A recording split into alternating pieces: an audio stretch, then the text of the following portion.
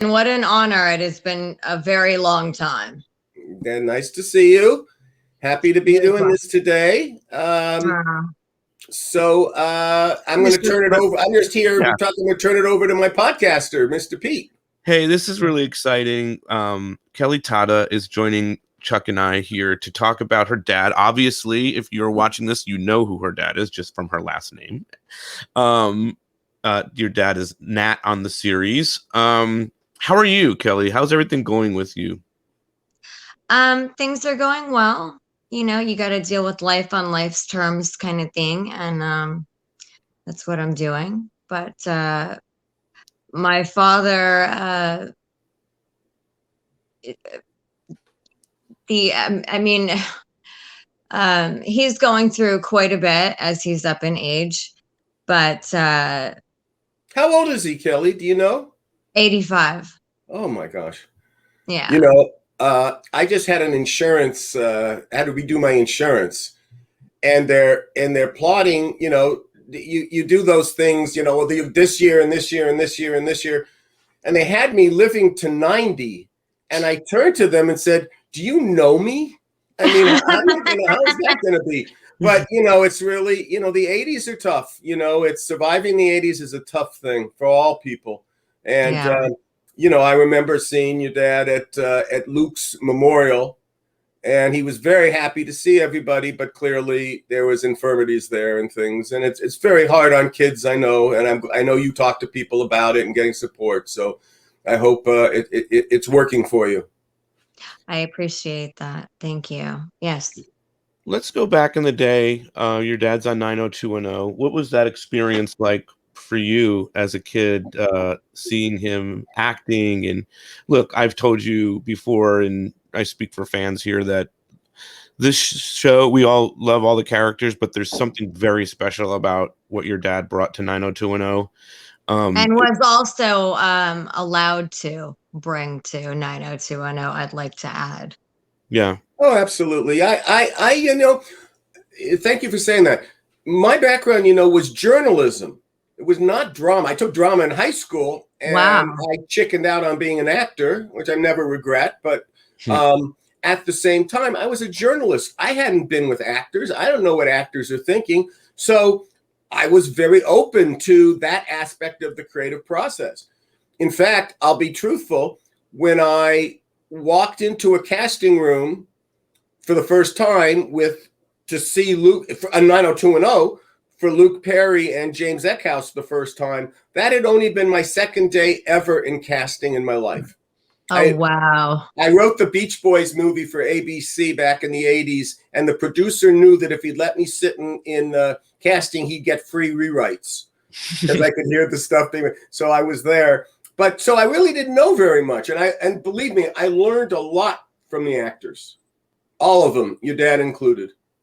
Chuck, do you remember, were you there for Joey's audition at all? Oh gosh, yes. And I think, Kelly, I don't know if you know this story. It's really a good one. So your dad comes. Everybody was really excited. Or my casting director, the director of the episode that he was coming in on, which was our second one, called "Every Dream Has Its Price Tag," and we were establishing there was a diner in Beverly Hills, the Peach Pit, and yes, he would give a job to Brandon who needed a job, and there was an actor who was really well known in Hollywood named Frank Gorshin, who was one of the actors on Batman. He had played a character, and he was a stand-up comedian. And he came in like he was doing me a favor for being there, doing all of us a favor for being there. And only it was me, Tony Shepard, and Tony Shepard. You know, we've known him forever. Well, I do know that. And Tony and me and Diane Young was our casting director. It was and the director of the episode. They come in, and then the next thing, and before the whole thing starts, even before Frank walks in, she says, "And there's a friend that Duke Vincent wants you to read." I said, "Fine, I don't care. Let's just do this. You know, I'm under the gun in 50,000 different ways. Let's get this over soon. I got to be in another meeting, et cetera, et cetera, et cetera." The stress of running a TV show. And, you know, so Frank comes and goes. Your dad comes in. He does, by the way, a great reading. very happy to be there, and much more to my idea of what we needed. And I remember the shocked look on my director's face when she said, "Well, we're obviously going to go with Frank Gorshin because no, we're hiring the other man. We're hiring Mr. Tata." And and believe me, I did not hire him because he was Duke Vincent's friend. I hired Oh, him because he I was do perfect. believe you. I was perfect in the part. And by the way, I just should add, I think you'd be interested in knowing your core relationship with what we did in 90210. That the same thing happened when we were interviewing for Jim Walsh. The network decided to recast it. And the first person that Diane Young brings in is a kind of an accomplished theater actor who had some credits, and he was so awful. I couldn't believe it. And I remember when that ended, I don't think I made Diane cry, but I did say, she knew he wasn't good. And I basically said, please bring people in who want to be here. And then what happened for a lot of the first season is that the actors that we would have wanted to be weren't showing up.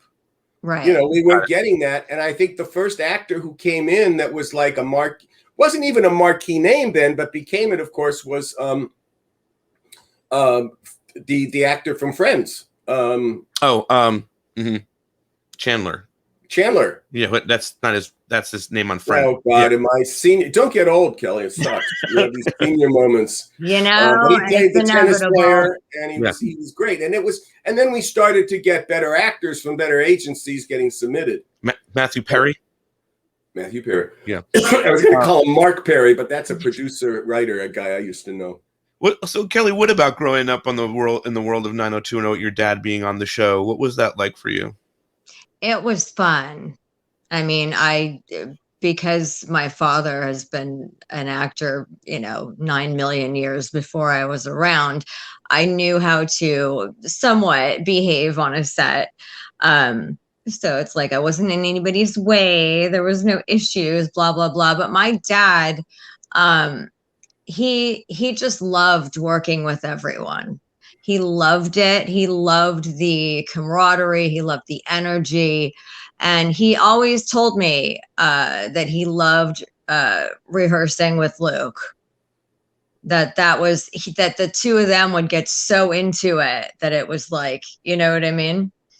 So, and a lot can be, you can have one sentence and you can say 8,000 things. And some people are masters at doing that and others aren't. And some fall somewhere in the middle.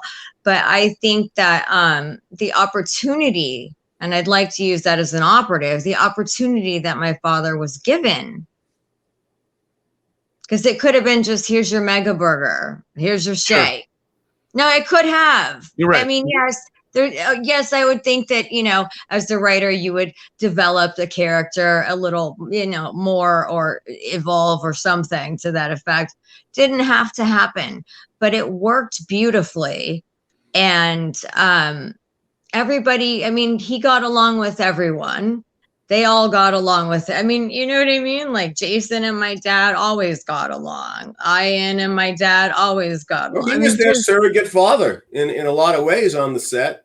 He and Paul Wagner had different roles, but they were both father figures to the guys, I think, right. in a lot of ways.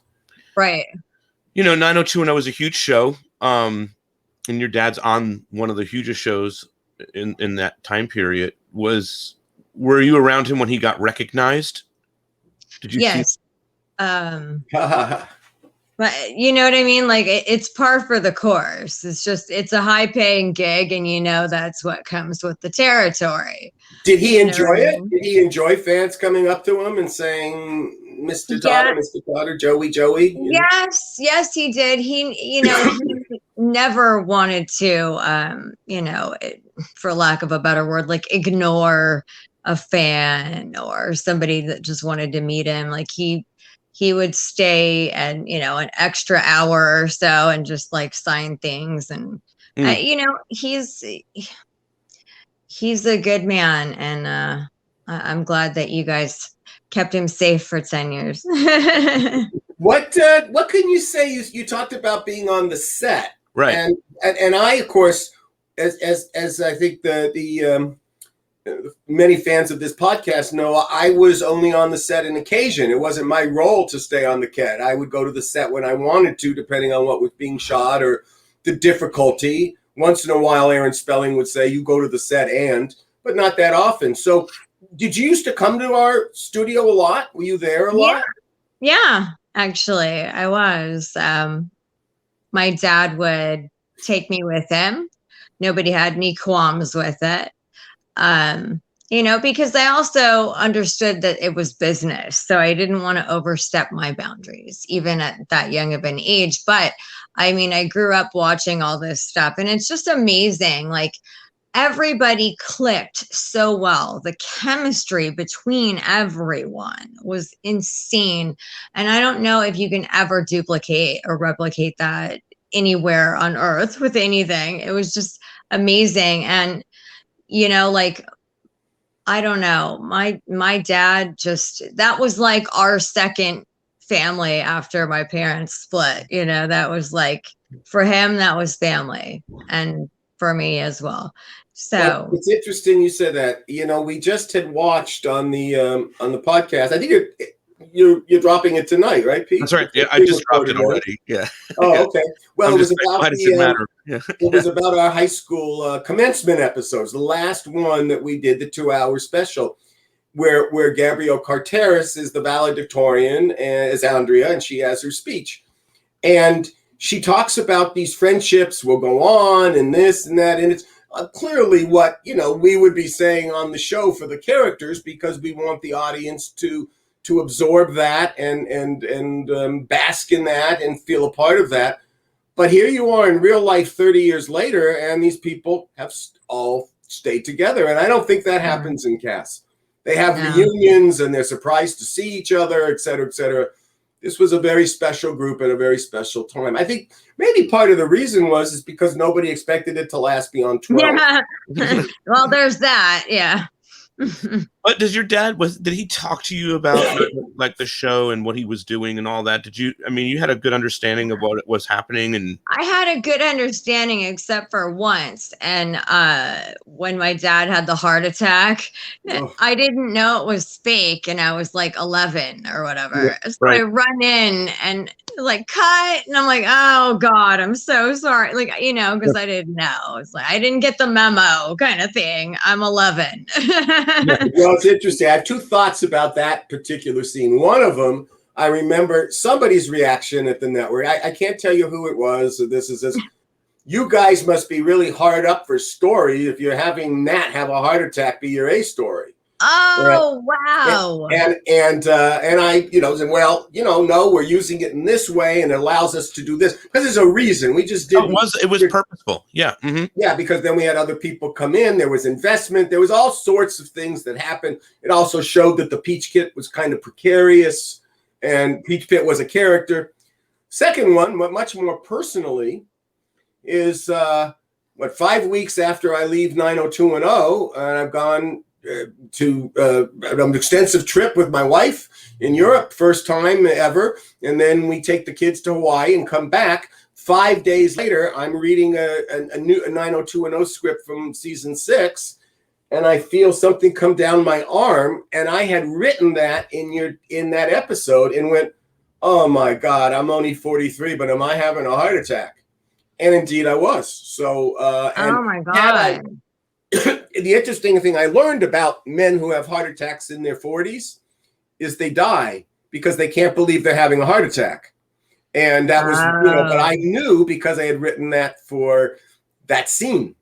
It certainly was involved in the writing with that scene, I should say. So, Yeah. made a big difference. So your father had great influence on me, which he never knew, but he did. Yeah. Aw, Just on that reason alone. bless your heart. I mean, that's a good point and a good question. I mean, we've talked to a lot of people on this podcast and the cast members about how important your dad was to the show and just to them in general. It made a difference in fans' lives and whatnot. How do you feel when you hear people say that to your dad or tell you about what he's done for them? My father is a very hardworking man, and to come out here after the Korean War on the GI Bill and make something of yourself really says a lot. I think about your discipline and your passion and just who you are, you know, that you have a backbone kind of thing. Um, I'm proud he's my father, even if God forbid, even if he wasn't on 90210 for 10 years. Exactly. He's my father no matter what. I love the man, and that's that. But he always wanted me, he always wanted me around because he wanted me to understand. He would always say to me, there's show and then there's business. You know what I mean? He's like, you got to understand both sides of that coin. So but anyway, I'm veering off. The point is that I had beautiful times. Just beautiful times. And watching him be so happy, you know, like he lived to work, and Mm, to watch him in his element, that was all I needed. And you know, people that appreciate him, God bless, that's great. You know what I mean? Like, yeah. just it was humbling to watch. Do you have any? This will be fun for some of the fans. Do you have any favorite episodes or moments for that of Nat's, your dad's, the character? Actually, my one of my dad's favorite episodes was when Shannon Doherty, who I miss and I love you if you can hear me, um, it was when she came to work as Laverne. Yes. That Yeah. was, yes. And I have photos of Tori spelling that day that I actually put on Facebook. It was so cute. And Randy saw it and stuff. It was adorable. But yeah, like that was one of his favorite Yeah. episodes ever. It's just so As the co-writer of it, mine too. fun. It was beyond, and you know, we've talked about it. It was really, we could have not, you know, Shannon embraced it and took it to another level, and we had no idea what was going to be. You just put the right words on the page, and oh, it'll be fun. She'll come in, she'll play a character, her look, her voice, and you know, it's, you know, we never even considered bringing her back as Laverne, which was I think a mistake, basically. But well, one of the reasons is, since you mentioned it, you know, the network didn't particularly like that episode. They thought it was very unrealistic. And the interesting part about that is that the network asked me, you know, the focus was going to be on social drama. What's the social drama? What's this story? What's this story? What's this?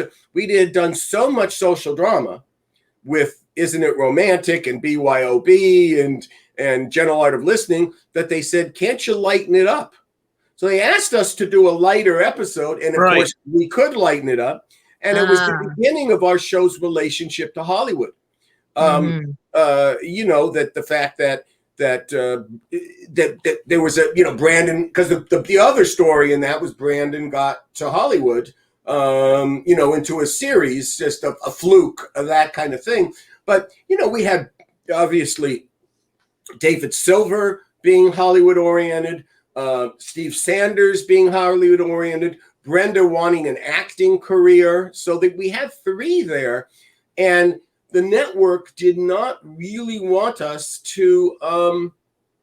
They realized why we went there, but certainly after I left, there must have been an edict: don't do show business stories. That it's not testing well in Kansas or something. I don't know what the conclusion was, because it was a really natural, and Larry Mullen and I have discussed this, it was a natural thing to do in episodes in season 6 and 7. You know, you know, Ian in show business, that's who he was, Steve's character. So why, after he graduates college, do none of them use that as a resource anymore? One can sing, one's a manager. It was kind of I'll never understand it because I wasn't there at the times, especially as it goes on to seasons 8, 9, and 10, where they had, you know, Brian and Ian there. That's right. Even if Shannon was gone. Yeah. I was gonna. Were you a fan of the show? Like, were you watching the show as you were growing up? Fan's a big word for me. I appreciate people's work, but and however, of course, Of course, I watched the show with my friends, and you know what I mean? Like, I never found it odd, like, "Oh, that's your dad?" I was like, "Yeah, whatever." You That's what I know? was gonna ask you, or Not even like like I was gonna ask you, like identifying, like, okay, so you're watching the TV show and you're in school or whatever, and you know you know him as Brian, not David Silver, right? Like you know the real correct. people. So it's like, is that Good like, man, good man. yeah? I was just asking if that was weird for you to be like on the set and be like, oh, this is they're making the thing that all my friends love so much, you know. Well, the thing also was like I never forgot my place, if you understand my meaning. There was business being conducted, work being done, and I was, not understanding of all facets, let's just say. So, I would just go with the vibe of like who wasn't working, we'd hang out, in between and this and that, whatever. Yeah, I do Just remember. yeah, just as long as I was, appropriately where I should have been, which is not in the way. Um, Did you also? humility. I don't want to go down this path necessarily too deep, but I imagine that some of your friends were really envious of the fact that your dad was on this and that you had that access and stuff. Was that ever an issue for an 11-year-old girl, 12-year-old girl? Well, I mean, when the show started, I was 10, and when it ended, I was 20. So that's like a whole big chunk of your life right there. Right. Um, yeah, there are definitely, let me just say chicks for lack of a better word, um, that were my age or went to school with me, and kind of went behind my back to date my dad because he didn't know that I knew whatever. um I scruples, morals, important things, but not everybody got that memo apparently. But yeah, You know, whatever, oh, as long as he was happy. Yeah. Yeah. let me ask you something else because you used the word fan. So, what shows were you also fans of then and now? What shows Oh, resonate I'm with not you? a fan. I appreciate people's work, but and however, honestly, that was big. I mean, was really never a TV person. Oh, okay. Well, like Sex in the City, I was like 10 years behind. So like I get it now. But like, okay, so there's that, or there's a plethora of things. But I think that the show definitely helped a lot of people that I knew because it touched upon topics that no one had been talking about, teen pregnancy and rape and this and drugs. And, so it was like, I think it was a really positive situation. Everybody got to learn something, whether you wanted to or not, kind of thing. If you were paying attention, you would learn something. Yes. Well, thank you for saying that. We're all very those of us involved with the show are very happy that Entertainment Weekly. What was it? The best 50 or the best 40? Best 50 I teenage don't shows know. of all time. And given how the media treated us when we were doing the show, I kept thinking, okay, we'll be in probably like maybe number 36 or something. And I kept being pleasantly surprised. And to end up as number 4 meant a lot. I do think that possibly we could have been number 3, but given that you were going to put us at number 4, but 4 was just really fine. And I know from doing this podcast and meeting real, fans, not anyone connected, but real fans of the whole experience, to hear that, women in their 40s and 30s, 40s, and 50s tell us that how much the show changed their lives for the better and how important it was to it. In addition to us doing starting this podcast during the pandemic, Right. people felt so isolated and disconnected, means a lot. So I really do appreciate that it did resonate and that the stories that we did, which at the time were, could get from a cynical 90s audience a bunch of eye rolls. We Right. You know, and you know, was the we ushered in the beginning of snarky in media because they could be snarky to You us. Yeah. said snarky.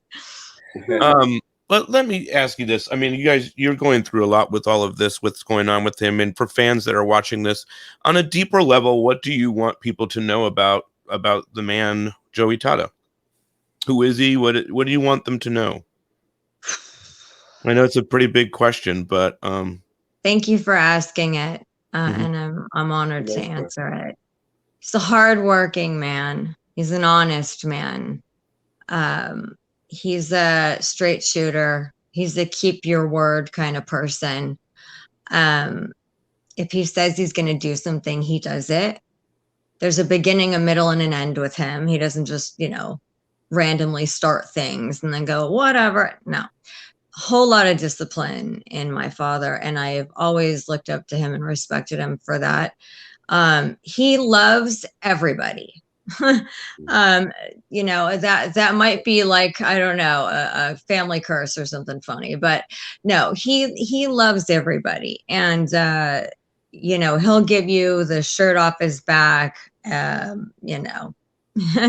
his house, his that whatever, you know what I mean? He's a giver, and if you've ever met him, he cares and he'll care for the rest of his life because that's who he is. And if you haven't, you kind of have. You know what I mean? Like, you kind of see who my father, Joey Tata, who I'm so very proud of, like, he's not Liberace or I don't care. He's my father. No, no.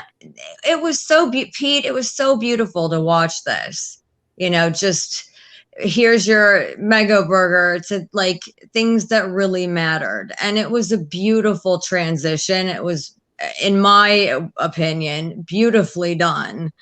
Um, and I marvel to this day just how well everything worked. But anyway, to finish your question, he's a good man, and respect and um, suiting up and showing up are really big deals to my That's right. father. I agree with you totally. He is a good man, and all human beings are imperfect, as we know, ourselves included.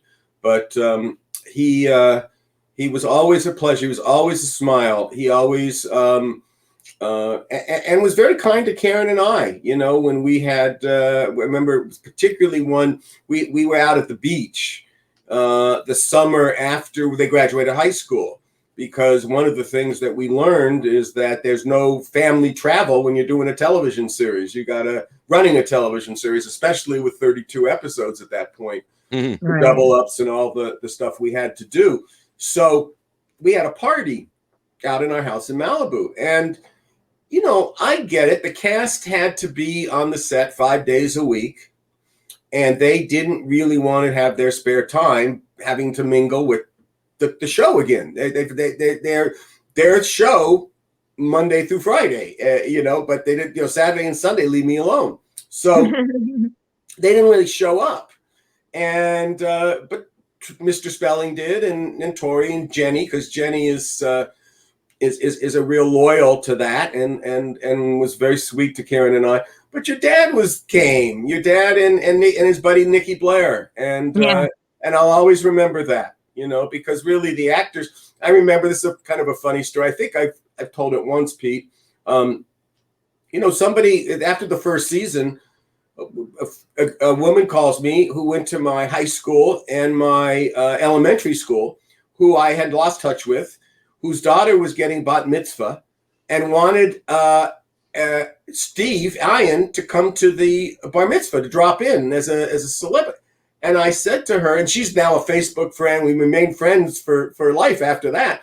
But I said to her, Diana, the only reason they show up on the set is because I pay them. So we pay them, So Your point is strong. exactly. But only good memories, only good thoughts, and I know he's struggling, and I'm sorry for him. I'm sorry for Yeah. you, and I'm Oh, thank sorry you.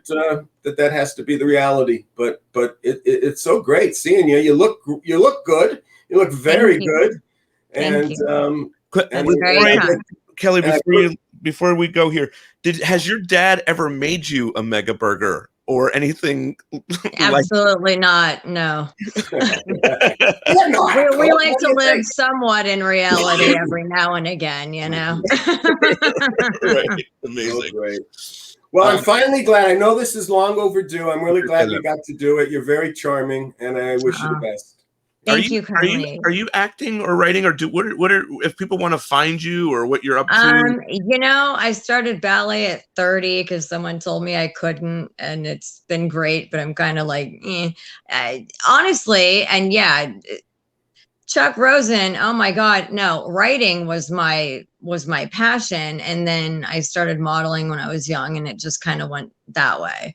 You know what I mean? But yeah, I can Well, appreciate. I always say, I taught at UCLA for a while writing, and I always used to tell the one thing to my students is that, and to remember this, there's no, bar you have to climb to begin writing, and writers write. So, Right, and if you can get into the habit of doing it, and I really like those things that they have, when you do your own morning pages and those kind of things, where you just get to express yourself in print, handwriting. I think that's always a good thing and a really good start to be able to begin to express yourself. And then once you can express for yourself, then you can express in other characters what who they are and what they Right. have to say. good point. All right. Well, All good right, luck. Kelly, thank you so much for this. Again, I want to apologize too. I know it took a long Thank time you. for this all to happen, but I think the world of you and I think the world of your dad. I've never met him once, but I just feel connected to him through his work. So I think that speaks to something, and I think a lot of fans feel the same way as what I just said. So, Well, thank you kindly. I you're will welcome. relay the message. Thank you. Thank you. All right. Okay. Thank Thank you. you. All right. Good seeing you. All Nice right. You job. as well. Okay.